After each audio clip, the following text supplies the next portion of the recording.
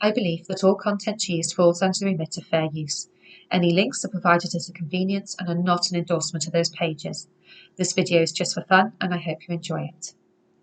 ITV has a new fly-on-the-wall documentary called Keeping Up with the Aristocrats. Now, there have been some complaints in the UK that this programme is out of touch given current times, but I personally always relish the chance to get inside views of other people's private lives, be they rich or poor. And my favourite personality in this series is most definitely Princess Olga. Potty-mouthed 71-year-old Olga is the great-granddaughter of Tsar Alexander III of Russia.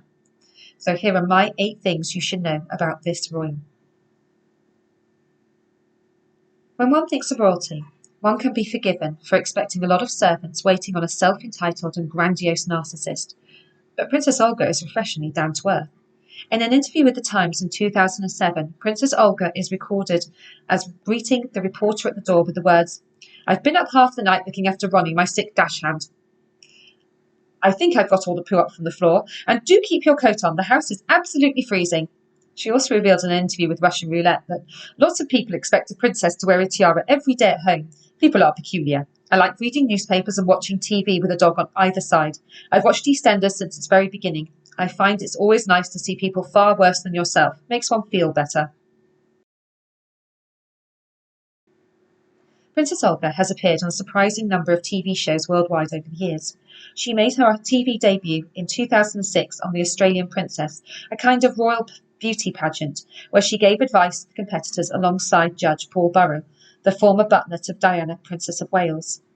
In 2015, she appeared on Channel 4's You Can't Get the Staff, interviewing potential domestic workers to help maintain the house. She also featured in the 2017 Netflix documentary The Royal House of Windsor. Then last summer, she was involved in a special ITV series to mark the Queen's 95th birthday called The Queen and Her Cousins. She's also given numerous interviews over the years to various TV channels. Everybody knows that all European royalty are related, so it comes as no surprise to find out that Princess Olga is Prince Charles's third cousin. Olga's great-grandmother was Princess Dagmar of Denmark, and she came from a well-connected family. Her sister, Princess Alexandra, married King Edward VII, who was Queen Elizabeth's grandfather, and her brother, King George I of Greece, was Prince Philip's grandfather. On the TV show The Queen and Her Cousins, Princess Olga recalled how the Queen used to take Charles and Anne to have tea with her grandmother. They apparently had beautiful manners, she said, and I had terrible manners. Princess Olga's autobiography, Princess Olga, A Wild and Barefoot Romanov, explores the contrast between her childhood in Britain, running wild with her governess, to that of her mother, and of her father, who roller skated around the Winter Palace with his cousins Olga, Tatiana, Maria, Anastasia, and Alexei. Speaking to Russian Roulette, Princess Olga revealed that her mother had had a terrible time at boarding school, leaving her with weakened lungs as a result of the lack of heating. As a result, Princess Olga was homeschooled. She said, "In the 1950s, it was eccentric. I had governesses and tutors come to teach me how to write and play tennis. In England, all children went to school except me. At times it was lovely, at times it was lonely."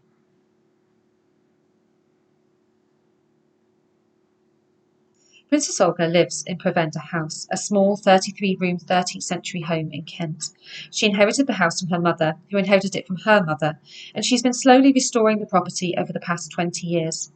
Princess Olga has spoken many times about how expensive the property is to maintain, and while she has sold off heirlooms from time to time, there are still many strange and wonderful artefacts left inside, such as the etching pen her grandfather used to write her father's birth date on the window of the Winter Palace, a signed photo of Queen Mary, a caricature her father drew of Hitler, and even a barking toy dog from Paris given to her by her grandfather in 1954. Luckily today, the house is helping to pay for itself by running events, offering guided tours, and by renting out the servants' wing on Airbnb. Sadly though, Princess Olga did not inherit any of the imperial Russian jewellery. In 2016, she revealed to the Express that whilst her grandmother did manage to get some jewels out of Russia, they were sold to Queen Mary, the Queen's grandmother, at cost price the night before the auction. Princess Olga described Queen Mary in an interview with The Mirror as a kind of upmarket kleptomaniac because she would go to stay in somebody's house and she'd be sitting in one of a dozen Sheraton chairs and she'd say, "Oh, I do like this chair," and you'd be obliged to give her all 12. Eventually people got wise to this, so they put their belongings in the attic and brought rotten stuff down when Queen Mary visited. In an interview with Russian Roulette, Princess Olga revealed, Harper's Bazaar did a section in 1967 to find a suitable foreign princess for Prince Charles. I was one of 5 or 6. There was also a girl from Luxembourg. I was in fact the wrong religion. I am Russian Orthodox, so I was out in the first round. Speaking to Lorraine in 2021, Princess Olga added, My mother did the blurb, and I didn't know anything about it until it came out, and I was horrified. According to the Daily Mail, Princess Olga's second son Nicholas, trained as a stuntman, has played villains in Bollywood movies and has starred in several commercials, including ones for chewing gum companies and an airline company. He is now a photographer, but he is best known as the star of the second season of the Ukrainian version of The Bachelor from 2012 and the American show Secret Prince from 2013. Sadly, he failed to find love in either programme. Last year, Princess Olga spoke to the Mirror in support of her cousin, Queen Elizabeth. I was taught to sit down and shut up and never wash your dirty linen in public, whatever it happens to be, so I think the Queen does that right.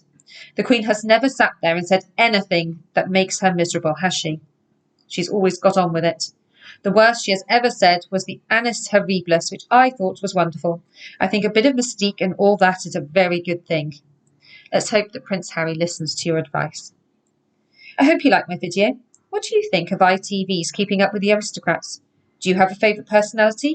And have you seen Princess Olga in anything else? Let me know your thoughts. Little Pip.